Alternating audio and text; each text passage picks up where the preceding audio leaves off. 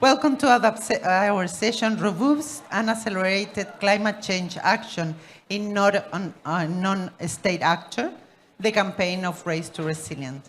So thanks very much for being here today, because this reflects your interest not only in our campaign, but also in the importance of accelerate adaptation, but in a robust way. And what we mean when we talk and we say in a robust way, we mean science providing scientific knowledge to support adaptation, implementation, and accelerate adaptation. Race to Resilience campaign is a space for the interface for working from science to society or science to community. It's a space to co-learn. It's a space of learning together in our way through adaptation and resilience, and to face this complex problem of climate change. We don't have any more time. We are already late for adaptation, right? So learning is very important. Learning from each other is very important for that. We mean robustness too, because to measure adaptation is very important if we want to avoid maladaptation and if we want to avoid transformational negative trajectories. Robustness is also very important for giving credibility to our campaign and transparency. So in this session, we want to show you how our campaign is helping in accelerating adaptation and through our framework of the Race to Resilience and our metrics. So I'm not going to talk anymore. I'm going to now give the space for the Ministry of Environment of Chile, who is going to give us some quick words on, sorry.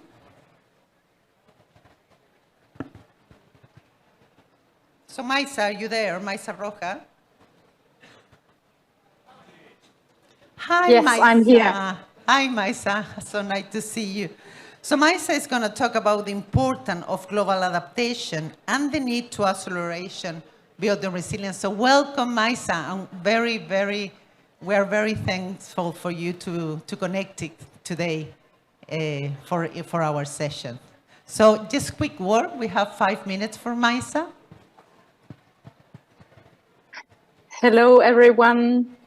Thank you very much for the invitation to give some words, some opening words for this session in the Resilience Hub. I'm very fortunate that I, at this moment, lead the Ministry of the Environment with the task of implementing a climate change law that Chile has since June this year.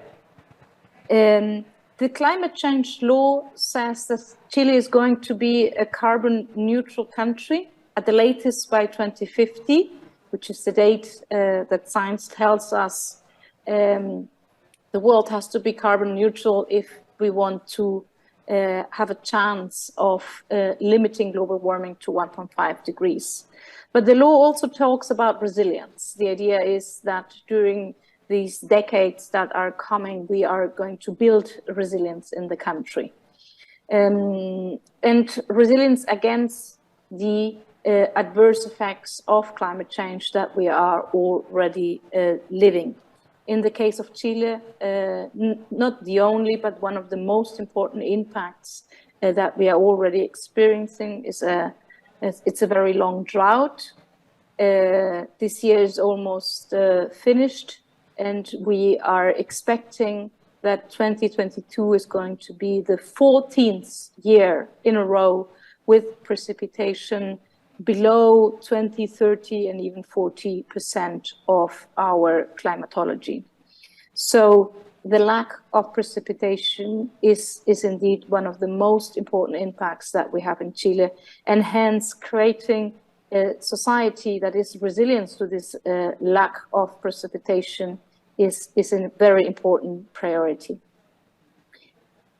Our climate change law, in addition to these big two goals of carbon neutrality and resilience, includes a very important number of instruments public policy instruments that will hopefully help us to create the resilience. In particular, it has adaptation plans for 13 different sectors. But what is probably most challenging, and I would love to hear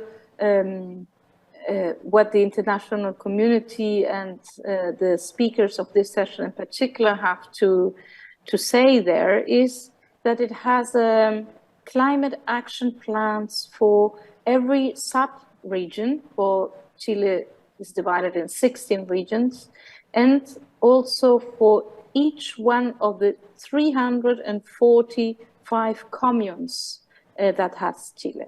So the challenge of this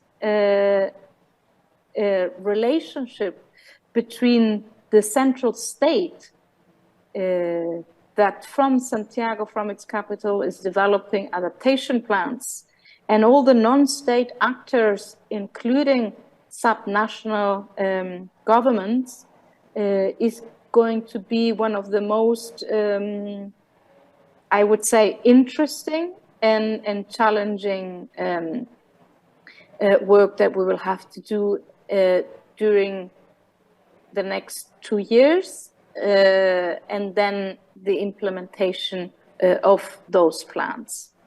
It is clear that this job cannot be done by the state. It is the state that signs up with the Paris Agreement. It is the state that hands into the convention our national determined contributions, but the local implementation and the relationship with non-state actors is absolutely critical. As was said already in the IPCC report on 1.5 degrees of warming published in 2018, if we want to be able to limit warming to 1.5, every action matters. And that means that this is not only the job of the central government, but in coordination in a consistent and coherent way with the regions, with communes, and all the other non-state actors that live and act in a particular territory.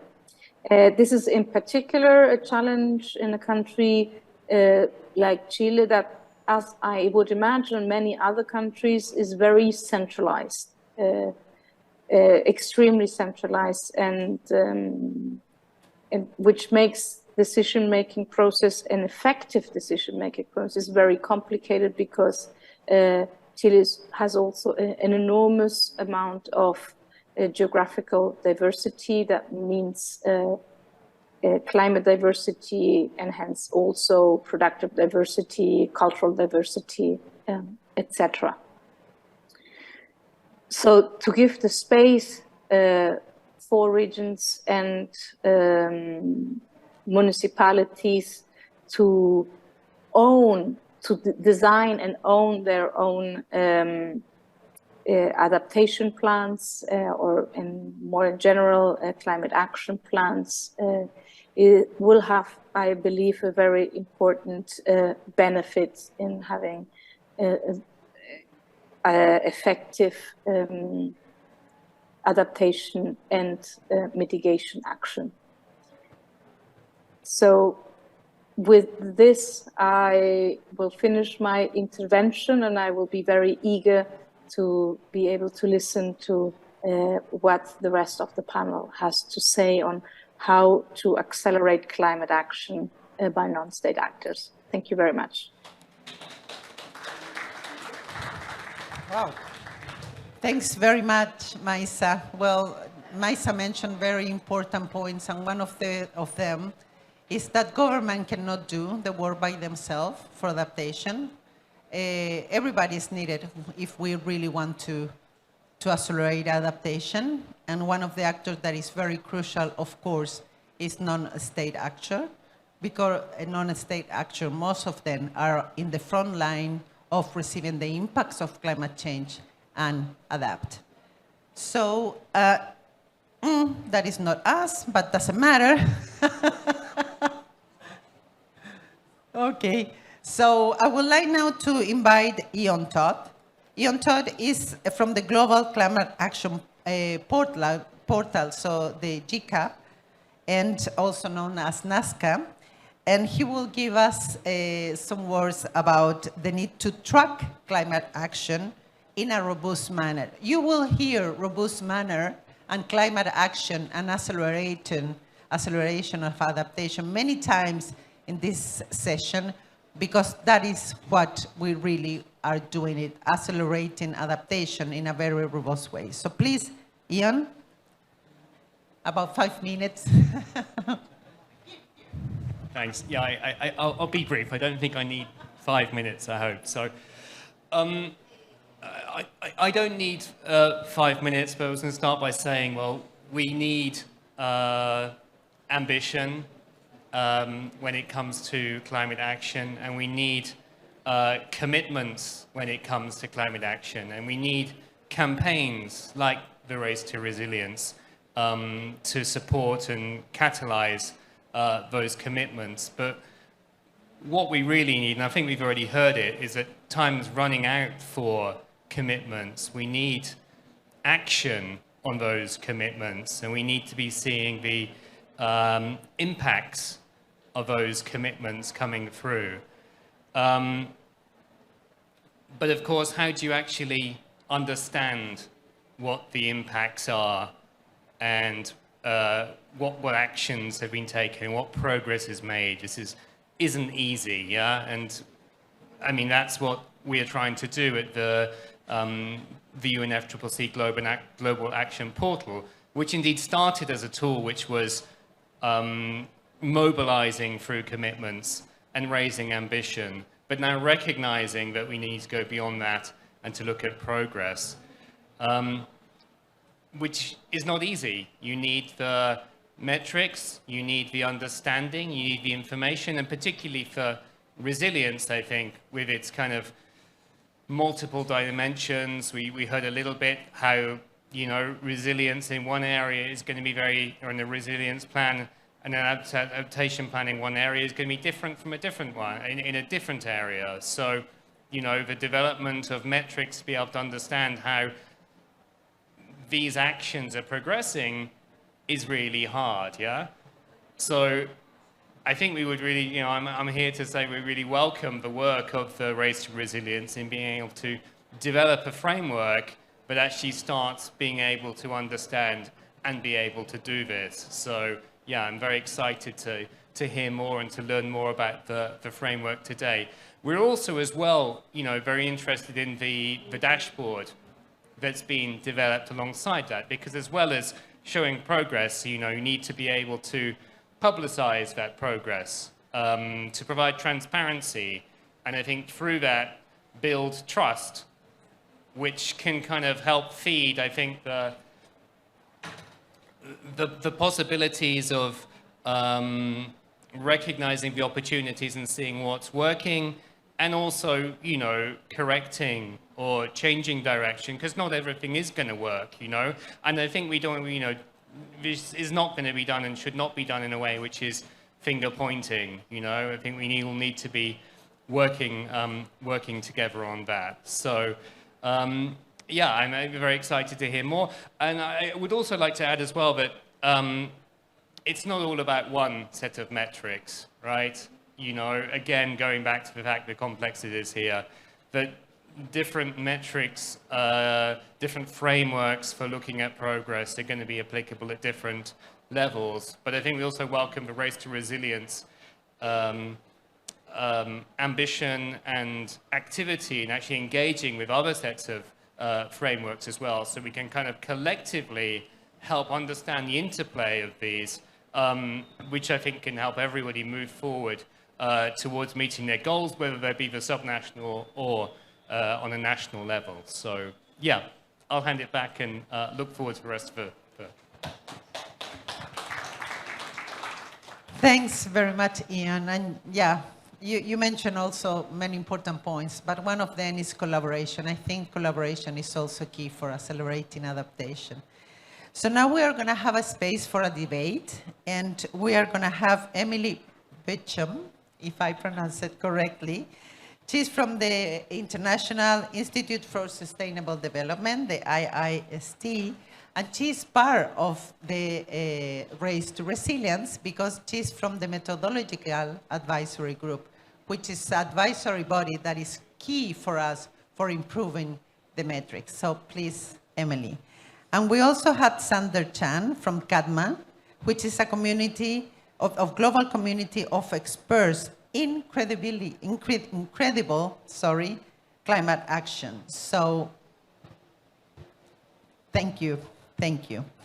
So we are going to have a debate. We are going to have two questions for each, and you're going to have to think very thoroughly what you're going to answer, because you only have 3 minutes for each question.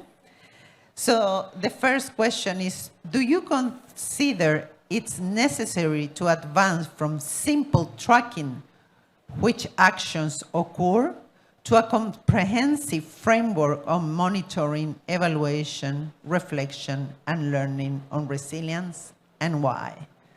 So Emily, your 3 minutes. Thank you, Paulina. I'm not going to waste any time, and the obvious answer, according to me, is of course. I mean, Ian has mentioned that there needs to be tracking, there needs to be robust tracking, but there also needs to be evaluation and learning.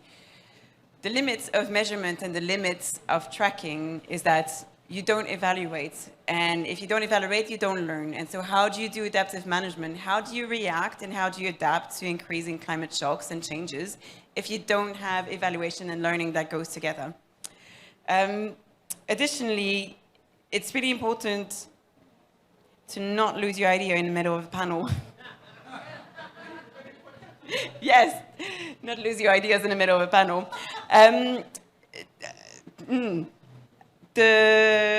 Yes, it's important to note, I want to say that we call it the metrics framework with R2R, but what you'll see is that the Race to Resilience, and especially the Methodological Advisory Group, is really working to do the evaluation, the communication, and the learning. So we're working increasingly with initiatives to help build their monitoring, evaluation, and learning capacities and strengthening the existing systems, as well as the systems of the actors that they work with. Because ultimately, we're here to incentivize action, and MEL is a really critical part of action.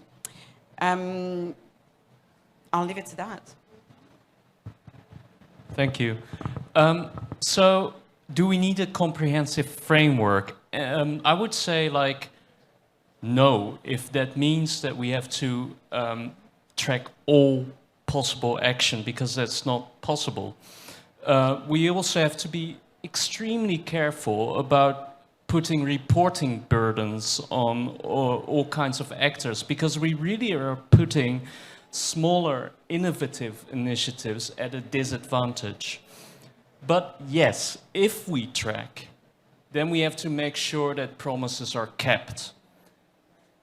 And to do that, we have to track multiple things. We have to track inputs, what targets these initiatives are setting, outputs, what they produce. We have to track outcomes, like do these initiatives result in changed behavior, the behavioral change we want to see, and ultimately whether we see impact, whether we see changes in environmental and social indicators that we desire. However, most tracking initiatives and most studies that we see at the moment basically stop at inputs, at showing targets, at adding targets. I think this is dangerous because we are inflating our expectations of non-state actors. For instance, if we count 4 billion people whose life have been somehow improved, what does that really mean, right? It's just a number. right? It doesn't say too much about impact, especially on the longer term or outcome.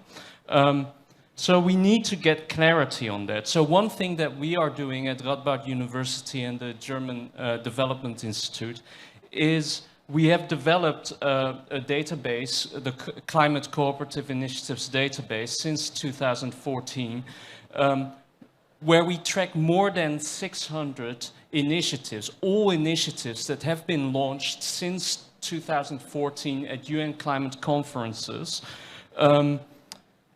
And what we try to do there is we try to lower the reporting burden by collecting a lot of data ourselves instead of relying on self-reported data. It also helps to avoid kind of the biases that are related to self-reporting. We also look at what initiatives actually produce, so not what they promise. And for instance, we have found that the growth of number of resilience and adaptation initiatives actually doesn't show in higher outcomes or higher impacts at the moment, unfortunately.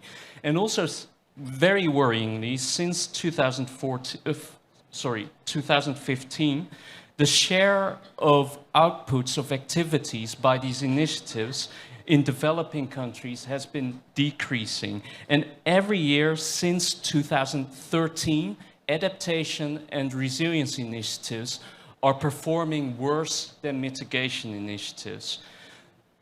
You can read more about it tomorrow because we will launch our report on Global Climate Action 2022, but I will leave it at this. Thanks very much, Sander. So we will continue with you. And the second question is shorter. What are the challenges to advance toward what we are talking here? So I think the challenge is that the initiatives we're talking about and the actors that engage in them at the moment, they are mostly doing this on a voluntary basis. And this really puts limit on data collection and also the amount of reporting burdens we can put on these initiatives. At the moment, there's initiatives that are being approached 3, 4, 5 times a year with surveys that often ask the same questions. The burden should be on our different campaigns, including the Race to Resilience, including researchers, to collaborate and harmonize tracking systems. The Race to Resilience, for instance, could also take an example of the previous experience with international cooperative initiatives on the Global Climate Action Platform. There we saw back like 5 years ago, there were 5 different initiatives and different tracking initiatives and different surveys, and they decided to bundle everything together to harmonize things and not to have too many processes at the same time. Finally, we need to be careful not to confuse the means and the ends of tracking action. One thing that we're not tracking, and what is very important, is acceleration. Accountability needs to be closely aligned with catalyzing action. We need to be more creative in catalyzing action. Instead of only monitoring and tracking action, why not put the spotlight on particularly promising, innovative initiatives and also small-scale initiatives? Award them and connect them. We have recently done a research on initiatives that won the Global Climate Action Award here at UN Climate Summits. And the initiatives that won, they were more likely to expand, and their approaches were more likely to be taken up by other actors and to be replicated across regions and worldwide. So tracking action cannot be our ultimate goal. Sufficient resilience and capacity building, that is our most important goal. That is what is most needed. Thank you. And I'd say I completely agree. And one of the main challenges I'm going to highlight is collaboration and learning, because you've mentioned tracking cannot be the goal. The goal is enhancing adaptation action and adaptive management. I'm going to say a caveat actually about and I agree about the reporting burden. Absolutely, this needs to be, that's why collaboration is so important, and learning needs to be done between initiatives and organizations, but also between different actors. So working with the communities in order to understand what are the main resilience questions. Whose resilience are you improving? Because otherwise there's always a risk of imposing external values, and especially looking at whose accountability is it, what's the best bang for your buck, or is it actually how can you best adapt to climate changes? So collaborating with local actors, making sure you also collaborate with actors such as national and local governments who can make these systems sustainable and long-term is critical, because without that, you'll always have to rely on external sources. So thank you very much for both of you. Thank you very much.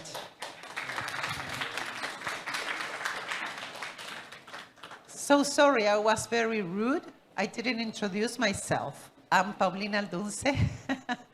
I'm the technical lead of the Technical Secretariat of Race to Resilience. I'm a researcher of the Center for Climate and Resilient Research in Chile. And well, a lot of people is, talking about, or maybe not talking about, but hearing Race to Resilient campaign. But that doesn't, for many people, say anything. What is the Race to Resilient campaign? So I would like to ask Marco Billi, who is the metric lead of the campaign, to try to make us understand what is the Race to Resilient campaign. Thank you, Paulina. Thank you, everybody, for being here and for giving us some bit of time in a moment in which so many things are happening. So basically, as Paulina is saying, what I will do now is just very shortly say a couple words about the Race to Resilience. I do imagine that you know a little bit about that since you are in a stand of the Race to Resilience. But I will tell you more about our framework and how our framework is trying to pick up the challenge that we're talking about just now, and how we hope to improve it, how it is working. And then we will have some space also for seeing how our partners are dealing with it. So if I can make this work. I try to be resilient to the use of the PowerPoints. So basically what I'll do, I will first briefly tell you a couple words about the Race to Resilience, then we'll introduce why do we need a framework, and then I will tell you about the framework. So I will start by saying a couple of things about the Race to Resilience. So the Race to Resilience is a global campaign, as you know. It is one of the 3 global campaigns pushed forward from the high-level champions. And the high-level champions have a mandate from the UN and the American Partnership to articulate the work of non-state actors who are accelerating climate action. And Race to Resilience is a sibling campaign to Race to Zero, and whose purpose is, as Race to Zero is working on mitigation, we're working on adaptation and resilience building, as the word says. But we have 2 main objectives, in fact. We are trying to accelerate it. We are trying to make it stronger and quicker because we have an urgency to respond to what is happening to the urgency of climate change. But at the same time, we need to make it credible. We need to make sure that we are not just, creating more empty words. We need to make sure that this is actually action, that this action is actually having outcome and results. And that is where our framework comes in. The Race to Resilience framework is a way for us to set the targets and to set ambitious and more ambitious targets to show the progress against this target, because this is what we're doing here. This is what we're doing with the global stocktake, with the global goal adaptation. We need to see that we are progressing, that we are advancing on making the world, and that we can make these quicker and faster and deeper at the same time. We have to ensure credibility, and the framework is there for that too. And it's also there, as Emily was saying before, to generate learnings, because without learnings, we are not going to advance. We're not going to see what works and what doesn't. So the framework has a big challenge because, as the two speakers were saying before, we are in a state in which we have a challenge to ensure credibility. That was just said the day before yesterday when the Sharm el-Sheikh Action Agenda was launched, that the action must be credible, it must be transparent, it must be accountable. But if we do that, then we are creating a burden, and then we are maybe slowing down something that must be quicker. And also, that needs learning to be done correctly. So the challenge was, how do we make it credible while at the same time also not slowing it down, making it progressive, making it flexible enough so that the partner can actually connect with that.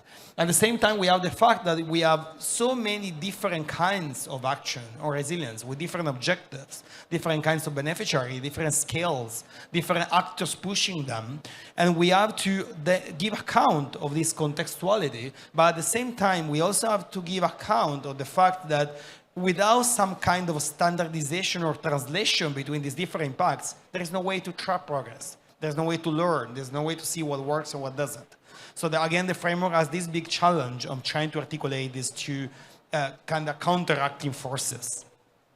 And to answer to that, the framework, well, what we did is that we set up the goal of making 4 billion people more resilient by 2030, a goal which is also shared by the Sharm el-Sheikh agenda. So we are trying to push that in that direction. And for that, what we do is that we articulate different partner initiatives which have themselves convening lots of different organizations of many different kinds, companies, investors, NGOs, knowledge organizations, subnational governments, regions and cities, as Maisa was saying at the beginning.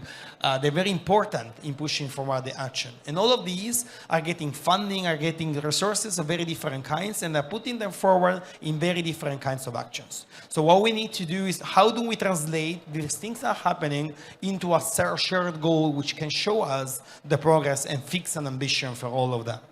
And to do that, we use two complementary set of metrics. On the left side, you'll see what we call the quantitative or magnitude metrics, which pretty much tell us how big is the impact we're doing. And why do we need to know how big is the impact? Because we need to know how close are we to the target? What is the gap? How much we need to accelerate the action?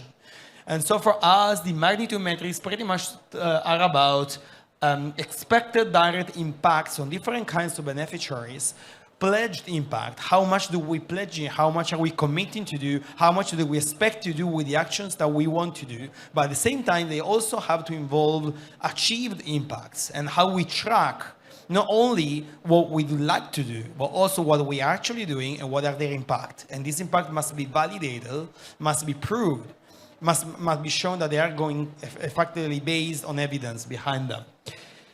So these are the quantitative metrics, and they are complemented by a qualitative set of metrics, which we call depth metrics, which are about how is this change made? What are the changes? What are the intermediate impacts that the partners are doing and the organization are doing? How are they changing the world, and how this change that they are making in the world is translating into resilience? So we will talk about these two kinds of metrics now to make you understand a little bit on how this framework works. The quantitative impact metrics, they're about, as I said before, to make individuals more resilient. So we basically try and count how many individuals are pledged to be made more resilient, how many individuals are made more resilient against that pledge. But we also know, and we use our individuals because that's our flagship goal, no? But at the same time, we understand that many of our actors they're not directly working with individuals. Some of them are working with companies or businesses. Some of them are working with countries, regions, with territories. Some of them are working with natural systems. Some of them are working with cities. There are different kinds of actions and levels in which the actions accrue benefit. So we're also listening to that, we're also counting that, but we're asking our partners and we're working together with our partners to create strategies to translate these different kinds of impact into the impact on individuals. This is not going to be easy. It's going to require time, it's going to require hard work, and probably it's going to convene the effort of many other organizations around the world, because yes, as I was saying before, this is not the work that we are doing. This is what we're trying to do is to try to convene different organizations and also different other frameworks that are around there so that we can go forward together towards this goal of making 4 billion people more resilient. To make sure that these actions are in fact creating resilience, we're also using a complementary set of metrics which is based on how they're making the change, the qualitative metrics I said before, which are called based on 7 resilience attributes that we built with our methodological advisory group, which are assets, flexibility, social collaboration, inclusivity, agency, learning, and planning and preparedness. We know from literature that these things do make the change, these conditions do create resilience. So what we can do is that we can measure how these changes are made. So for that, we work with these qualitative metrics, and what we do is that we work with our partners to understand what changes are they making on these resilience attributes, so that the resilience attributes can work as proxies toward resilience. The fact is that resilience itself is very difficult to measure or even unmeasurable. And the reason is that, well, first of all, it's multidimensional, as we called before. It's an emergent quality of systems, of people, which is very difficult to observe. And moreover, we can usually only observe it when it happens. We can only usually observe resilience when a disaster struck and people survive, nonetheless, or then can recover. But that's too late. We need to create it beforehand. So we are using these as proxies to see whether our actions are working towards that direction, where we can anticipate that we are creating resilience. In this way, the resilience attributes, which has been decomposed in several sub-dimensions so that we can see what kinds of things may work, they can serve to identify potential action to build resilience and thus guide the partners that come to us and say, we want to do things, but what should we do? Well, then you can work around this, and we're trying to map these to concrete actions so that we can guide them towards things that work. They can serve to understand how the impact is created, and this is also necessary to validate it. Because if we understand what kind of impact is created, whether the assumptions behind it, then we can work on validating those assumptions and thus validating the impact. They serve to measure how complete the actions are towards resilience. So how bigger is this figure, how bigger the pie gets, then it means that the action is not only reaching people, but is reaching them and making a change in very different and complementary ways. And it serves to identify possible gaps and opportunities which can help us push forward and make resilience not just bigger, but also deeper and broader. So how to apply this? We have our partners go through a 4-stage of our campaign. The first, apply to our campaign. So they have to be selected to be part of our campaign. Then they set a target, a pledge for the resilience in quantitative and qualitative terms. Then they draft a clear and evidence-based plan to reach that. Then they go over applying it and they report against us how they're applying it. And then they publish the results and validate the results when they have it. And we have set forward a very complementary and complete set of different ways to get that. Some of these are self-reporting mechanisms of different kinds of survey, which are applied at different stages through the life of the campaign. But at the same time, we were also trying to get some protocols for the partners to work with other organizations, to work with their member organization. We're going to get external data whenever they're available. And we also have an expert review group, which is working qualitatively with the partners to understand how they're working, to understand when and how they're trying to make the change, or whether they have the ability to do that. So we're using different kinds of set of things at the same time.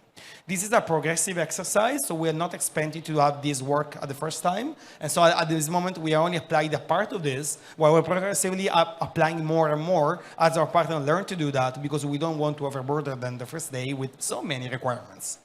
So where we are now is that we have a very big number of partners and pledged actions. I will say a little bit more about that later on when we present our results.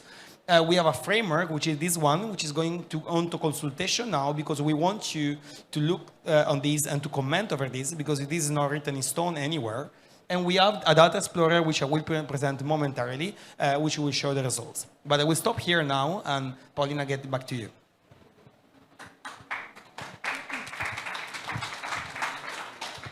Marco, please stay. Marco is moderate the next part of the session. So I hope that after this is more clear, but don't worry, it's going to be even more clear because we're going to show you the dashboard later on. But how Marco explained, the partners are at the core of our campaign. So that is why we want to listen the experience of two partners. So I would like to invite who is here, because we're going to have two partners. One is going to connect and one is going to be here. So first, oops, this is a very, very difficult last name. So first is going to be Daniel Stadtmüller. Is that okay? Perfect. He's from the INSU Resilience.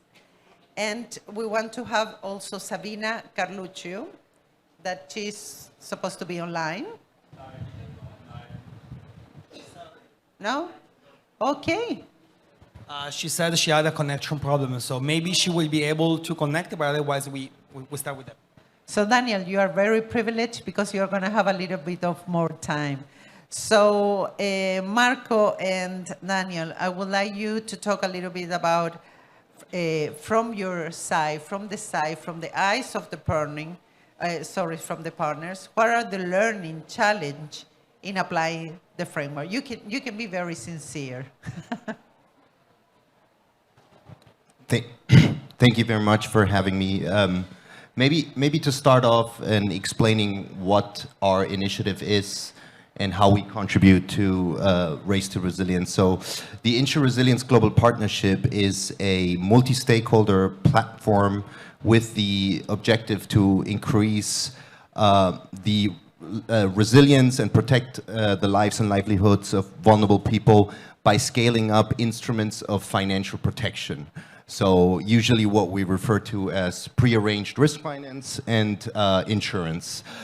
There's a toolkit of various instruments that all have the potential to generate or disperse quick money when disasters happen, and we know from evidence that the faster money becomes available in vulnerable countries, the lower the overall cost of disaster, and the faster poor and vulnerable people can recover. So we have about 24 programs under the partnership, working across more than 100 countries with 300 projects as of 2021 data. We're still in the process of collecting the updated 2022 data. And these programs work across multilateral development, climate systems, work with civil society, work with the private sector, which is a very important partner in this endeavor, the insurance company, and the ability, the skills that they have, and of course also the financial power that they can bring to these solutions. Yeah, in terms of challenges, but also alignment, I think we're quite aligned when it comes to having sort of a focus on both quantitative and qualitative metrics. Our quantitative metric is also aimed at beneficiaries. Our goal is to protect 500 million people annually by 2025. And the reason why I emphasize annually is because we only look at fully implemented risk financing and insurance solutions that are active in the country. So that means solutions that have the potential, if a disaster occurs, to pay out and to support both governments and people directly with coping with these impacts. On the qualitative side, I would say our set of indicators is a bit more tailored to the specifics of climate and disaster risk finance and insurance, what we refer to as CDRFI. So maybe that brings us to sort of the first challenge, right? How do we translate the qualitative impacts that we generate with a very specific set of financial instruments into the broader framework that you presented and the resilience attributes that the Race to Resilience campaign has developed? I think overall, what I think works very well is that the Race to Resilience campaign has not sort of imposed a particular methodology in how we capture, how we quantify beneficiaries, but has sort of adopted our beneficiary approach simply because we have gone through an extensive review process, and the methodology is really tailored to CDRFI. So I think it makes a lot of sense to build on that.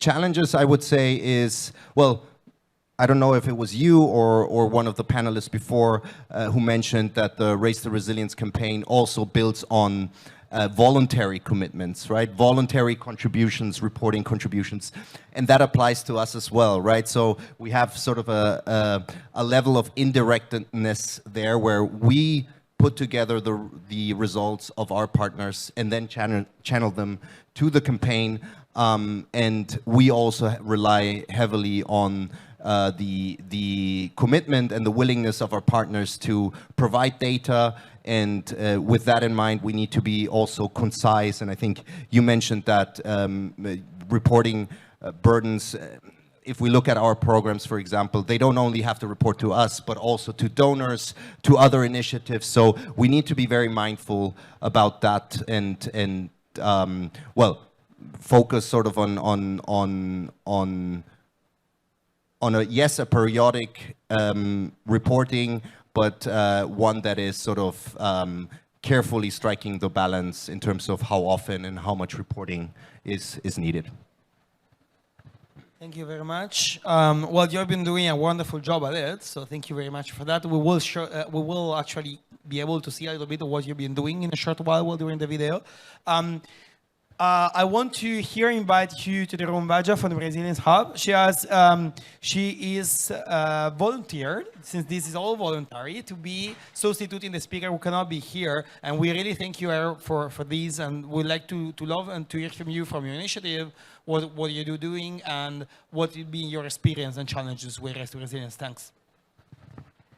Thank you. I'm Baja. I'm with the Urban Sustainability Directors Network, and we're a network that works with 270 local government practitioners that are actively looking to shift power to our community-based partners through different initiatives. The thing that we're doing here with Race to Resilience is actually through, funny enough, something called Resilience Hubs, which are neighborhood-based spaces, very, very similar to this, right? This is a safe space in COP to come, to meet others, to get coffee, resources, information, maybe access to Wi-Fi. The same idea in community. And so how are we actually shifting resources, funding, capacity, and other things to these community-based spaces for individuals to have their own self-determination and autonomy through a trusted community site? You can imagine then the difficulty for us in tracking metrics for success if you have actual neighborhood spaces with somewhere between 300 and 3,000 individuals actively using those spaces, and then those individuals bringing in family members or going out and bringing in other communities. There's a little bit of a hub and spoke model, if you will. And so a hub may have other spokes that are meeting those needs as well. So when we've been working with this amazing team who has spent a lot of time on the phone with me, and I appreciate it, it's trying to determine how are they becoming more resilient. Is that through the access to information? Is it through the access to resources? Is it in a disruption in which we have actively had that COVID disruption for so long that people have been accessing their food, medical support, and all kinds of other information from the sites, as well as getting vaccinated? And then the resilience in the event of a disruption as well, in which we see many of those across the entire scope and span of the groups we're working with. So there's a depth component, there's a meeting with the different individuals and their families, and how does that magnify or sort of become something that cascades out over time. And then also, when we're defining resilience, it's the definition of the resilience for that community. So I think it has to be something that's tailored and unique. And I really appreciate the Race to Resilience working with us to kind of tailor those metrics and think about them differently, because it is a complex situation. Thank you very much for both of you. So what we would like to do is to really thank you for all your effort. This is a voluntary initiative. Though all of these is voluntary. So really, if you are here, not only thank you very much for being here, thank you very much for being keeping us with us for so long. Our commitment with this is that we are just being started. Really, Race to Resilience campaign has just been around for a little bit more than 1 year. But what we're really trying to do is to really raise the commitments. And we do believe that as we do that, and as we articulate with other frameworks, as we articulate with other actors, then we can really put forward something which is creating a value, which is showing the value, which we're trying to show what you're doing. And for this, now I will move to show to you all and present to you all the Data Explorer, which we have here, and which shows, and this is launched for the first time, so hopefully it works.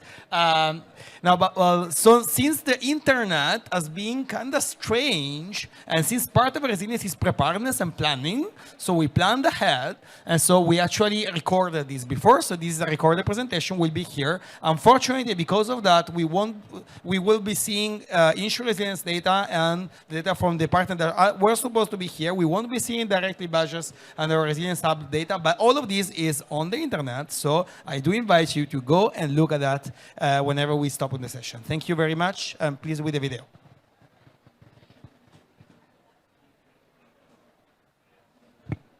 We also have to be resilient to noise, so hopefully we can raise it a little bit.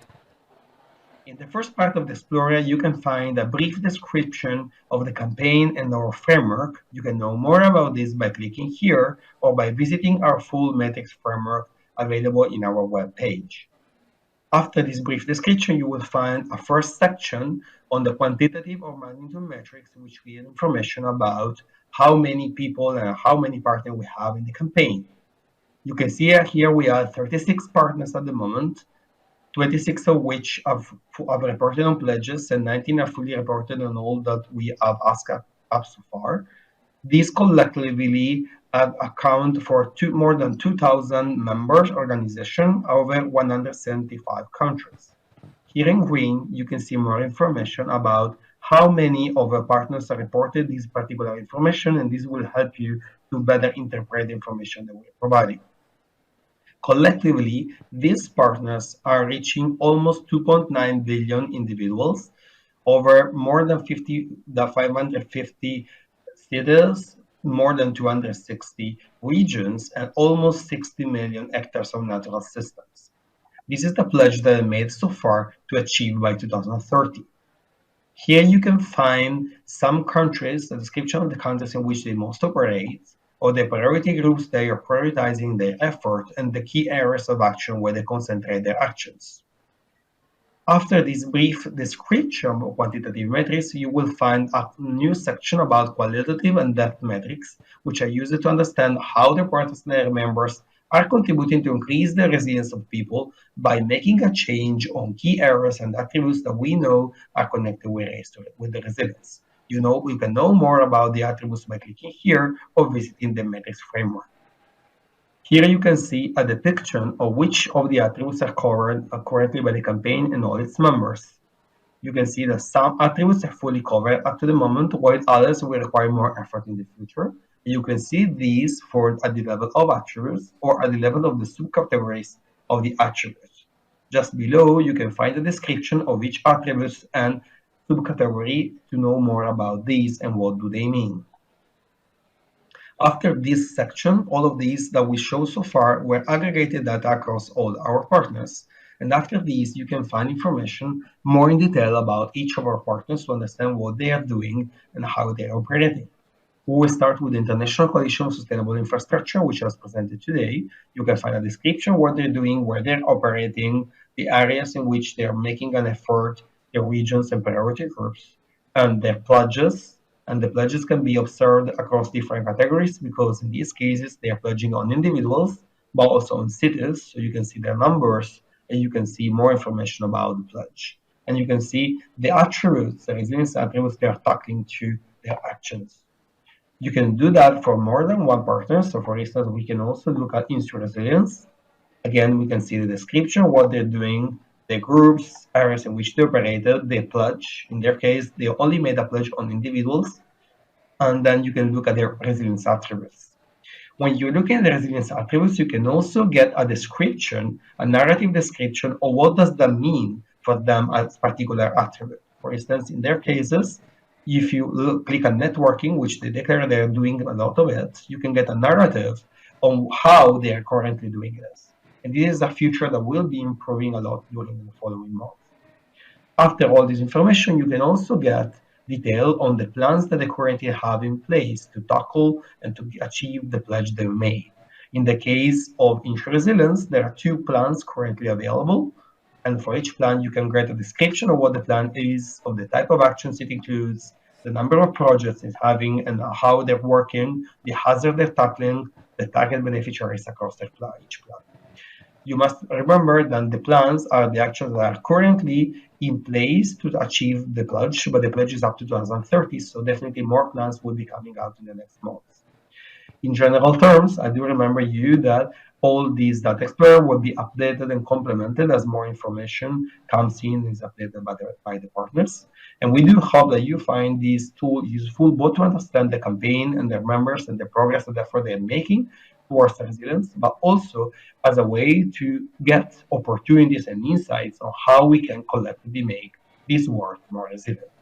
Thank you very much for your attention. If you have more questions, you can ask them in the session. Thank you very much. What you did not listen at the beginning was that at the moment we're only covering the pledge and plan stages of our 4 Ps. We're getting to the other ones as long because we're making this progressive work. We will be getting there. So this is going to be complemented with more information, with more data as long as we go on. But then I'll pass this over to Paulina now for. Yeah, thank you very much. I think now we can say thank you to you, to your participation, right? Thank you very much. Thank you. Yeah. How I said, the partners is the core of our campaign. Yeah, so I guess it's pretty clear the metrics now and the framework, so we are very happy. No, it's a joke. I think that you maybe have a lot of questions. So now we're going to have a time and we save an important piece of our session for questions. So please, Marco is going to answer, he's going to respond to your question. So the floor is open to you.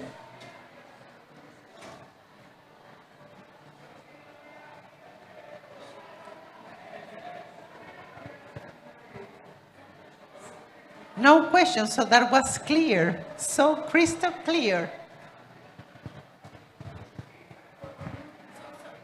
Is it on? Yeah. Just when you ask the question or make a comment, you can make comments too. Please say your name and your institution. Hi everyone, I'm Sabrina, the coordinator of the Scale for Resilience initiative, also part of Race to Resilience. And now that I've been watching this event, I was actually wondering about, we want to create these proxies. So why don't we use data from different providers, for example, or data that is created anyway, for example, through social media, Google searches, etc. So I've been wondering how we can connect these data ecosystems to inform the resilience reporting, the race resilience reporting in a better way.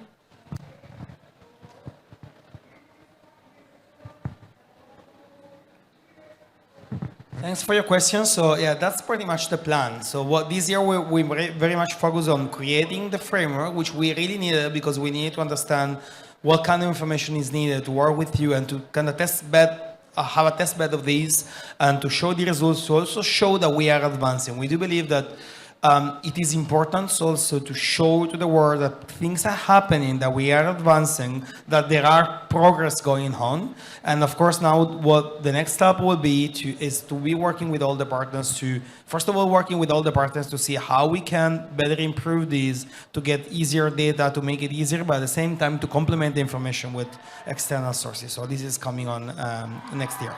Thank you very much for the question. I think, Emily, you have a question? No? I saw 2 more hands. I don't see it now. No more questions, comments? No?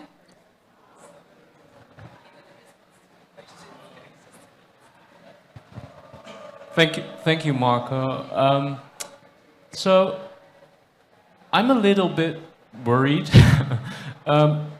to have the number of people, individual people, as a headline flagship indicator, because I think a bias might creep in towards larger initiatives that, you know, would have that scope, but also put smaller initiatives that might be very innovative and very creative and very kind of adapted to specific circumstances in a position that they don't kind of get, you know, the recognition and the exposure. And also, in as far as this framework kind of tries to track the growth and the acceleration of initiatives, does it take into account how other actors, other initiatives that might not fall within the framework take over the approaches that are proposed by the Race to Resilience initiatives?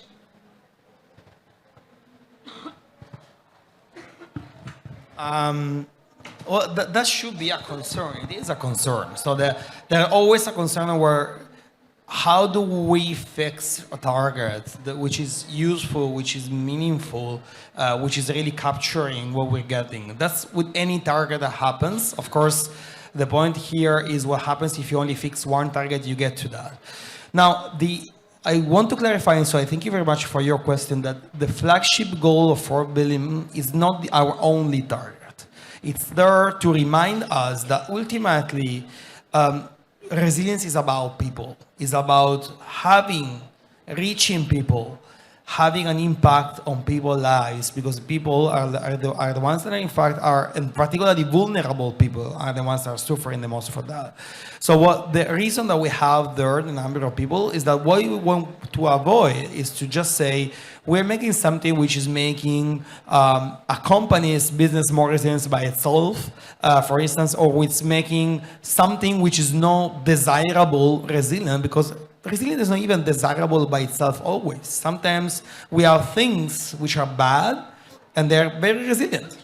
So the point here is that what we want to do is that we want to get resilience to the people, and so that vulnerable people are more resilient to climate change in a positive way, which means that we have this very challenging, because it's a very challenging task of showing how what we're doing gets to the people. Sometimes this is direct. For instance, the case of Insure Resilience, they said like it aligns very much with them. Well, this is very good, but also there are other cases in which Bastian was saying before, it's more complicated. You have to think about it. But the challenge is a challenge that we're happy to take on, and we are not answering to that just counting people, but we're trying to see and translate how different impacts get to the people. And that's also why we have the resilience attributes, because sometimes you can get very different things. And this is important because this is changing the people's lives in many meaningful ways. So of course, as we will go on, we will develop many more indexes which try and describe this in a more complete manner. Now we wanted to show this because we are getting there, we are showing results, we are showing that we are things, but of course this is a work in progress, and we are, as I think I listened this sentence many times during the last 4 days, this is just learning by doing. Because we have to do it fast. We cannot learn and then do. We have to learn and do at the same time. And we believe this works because it is motivating us in the right direction. That's it for now, I think.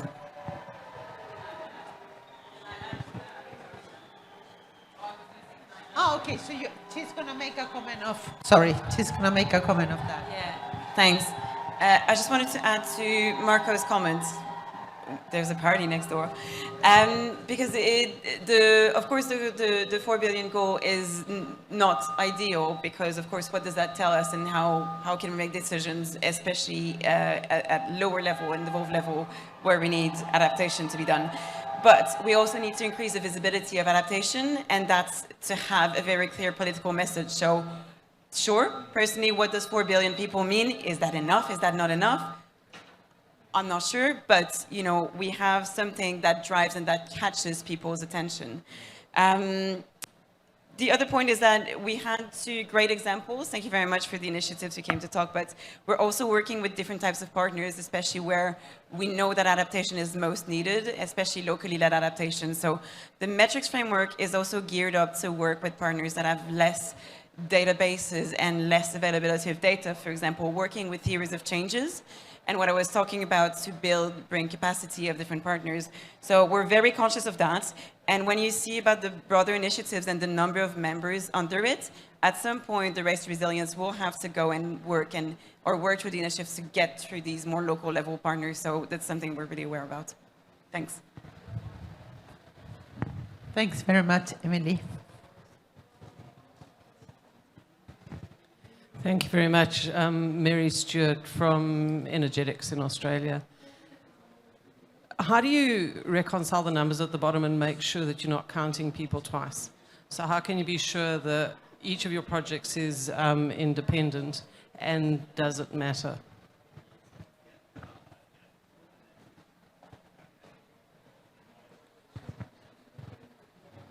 So double counting is always one of the big deals out there for everywhere. It's very funny because this year I've been talking with lots of organizations out there, and they always ask me, how do you do double counting? And you know they're asking this because they don't know either.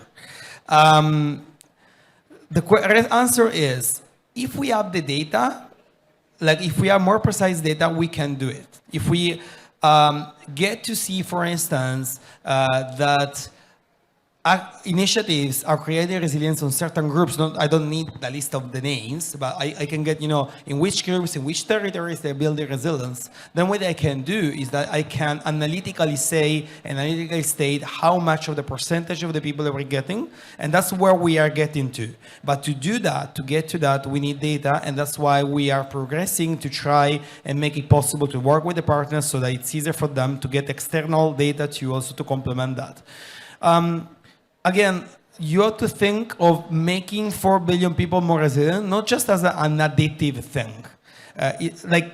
Definitely, it would be the case and unavoidable and actually desirable that 2 initiatives are getting to the same people, because probably the initiative is not solving their lives. Maybe it's making them more resilient, I don't know, to flood, but not to heat waves. And you have to do both. So it's fine to double count in this way.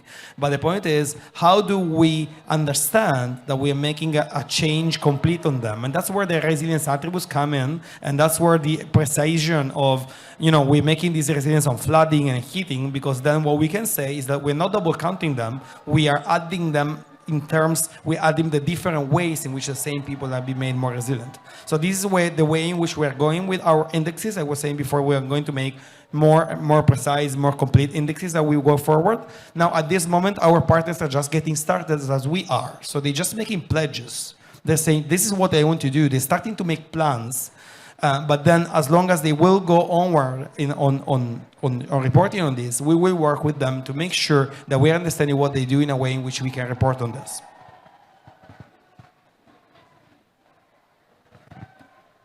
If there is one more question, we have a space of more question. If not, great.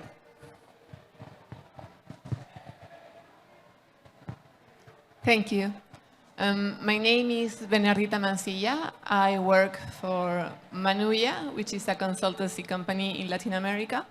We are in Chile, Colombia, Brazil, Mexico.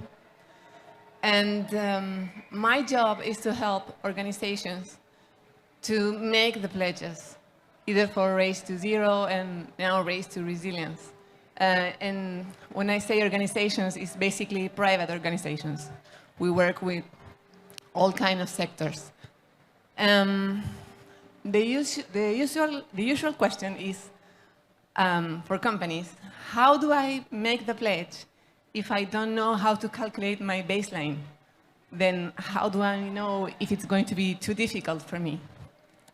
This is something, this is true for every organization, but for companies, it's even harder because we need to help doing the buy-in in directors, CEOs, and all through collaborators. So I'm guessing my question is, what's your advice to help me to help these companies and create a bigger momentum?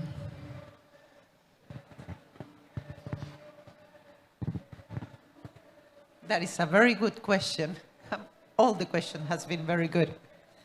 Thanks. Yeah, it is a very good question, and I do have an answer. And the answer is in the very name of what we're doing, which is the race to resilience. When you're racing, you're doing that at a pace of a time. So what I would say here is that pledge what you reasonably think it's feasible, even if it doesn't sound as too much. Because we are not expecting the pledge is the final one. There is lots of time up to 2030. You make a pledge in 2023 and you can update it upwards in 2024. What I would not like to see is that you pledge, really high number, and then the next year you say, yeah, really, I want to do like half of that. And it's not just I don't want to see it, but what I want to do here is to make sure that we kind of keep track of this and to show that the world that the commitments are real. And part of this is just not, going around showing numbers because they look fine and then going them back. So this is also part of why we're making these data explorers. So the data is transparent. I've been speaking with lots of partners during the last months when they were doing the reports, and they were saying, really, I'm not sure how much I should put here because something can see. I should just put the lowest number of all the ones that you were thinking and then just raise it the next year. Because for me, it's important to accelerate, but it's even more important that this acceleration is credible. And then you will learn by doing, as we all are. And while you report and you pledge, you will discover that maybe you can do more. You probably can do more. And so then you can raise it, and that will be even looking even better on you, because it will show that you are able to reflect and you're able to considerably increase the benefit. Actually, it's probably better for most of the actors to be able to make new pledges all years, because that's about what we do in climate change. We do action, we do pledges, and we progressively advance towards it. Even the national determined contribution, they're not there fixed, they're there to be raised. So I would say the same thing here. Thanks. Sorry. Thanks, Marco. Thanks very much. So we are, yeah, we all know that Marco is so great, for true. So now I'd like to introduce Juanita Silva, who is the manager of the Race to Resilient campaign, and she's going to explain you about the consultation process and why this is happening. Thank you, and I'll be super brief. So I'm Race to Resilience campaign manager. So what I do mainly is partner engagement. So basically, I deal with partners telling me that Marco is coming up with stuff that's very complex. And so part of my job is to facilitate the life of partners so that they can report, so that we can work together, and so that we can bring more people into the campaign. And because of that, we're launching the Race to Resilience Metrics Framework consultation. So in the Race to Resilience webpage, where you'll find the Data Explorer and other news from the Climate Champions team, you're also going to find the detailed document of the metrics framework. It is more detailed than what we were able to explain during this session. And the idea is that you review it and that you provide inputs so that we can not only make it more robust, but we can make it more simple maybe for partners. We can make it more amicable for those that need to report. We can share with different people, etc. So I really encourage you to read the metrics framework, download our submission application, and answer the questions that we have, because as everyone has mentioned throughout all of the panels, this is a collaboration. We're in the frontier of knowledge. No one has figured out how we're going to measure, how we're going to track resilience. We are building and we are learning, and we need to do that with all of you. So you're all very invited to visit the updated Climate Champions webpage with all of the new announcements from this COP. So I'm not going to keep you longer, but I just want to, I don't want to give you more detail about the framework, because I think that we have been detailed enough, the framework. But one of the things that I would like to highlight is that this framework is not only for measuring, This framework is for collaboration and also for understanding how resilience is happening. And for that, we have the resilient attribute. And we have been working in the CR2 for a long time in the resilient attribute for more than 10 years. But we also make sure that we are aligned with the key messages of the IPCC, especially from the Working Group 2. The Working Group 2 report is based on more than 34,000 scientific papers, articles. So we are making sure that we are trying to understand how resilience is working, being specifically, so let me give an example. Equity is very important. We have to move fast and we have to prioritize where we are starting. So we need to know who are the more vulnerable and we need to work with them, and that is equity. Learning is also very important, and collaboration. So it's not only about counting, it's about accelerating by understanding how resilience is happening. And one more thing, and this is the last thing, and I didn't want to forget it. This is tough, how Juanita said, this is tough. Nobody really knows how to count people. But we have a great team in the technical secretariat. We have a great team that we have built with Juanita. We have a great team built with the MAG and the expert review group. And that is for real. It's not only, nice words, it's really, really what we feel. I feel so happy to be part of the team, really. Has been, especially for me, it has been a very tough year because of all the IPCC synthesis report and summary for policy making and approval session and all that.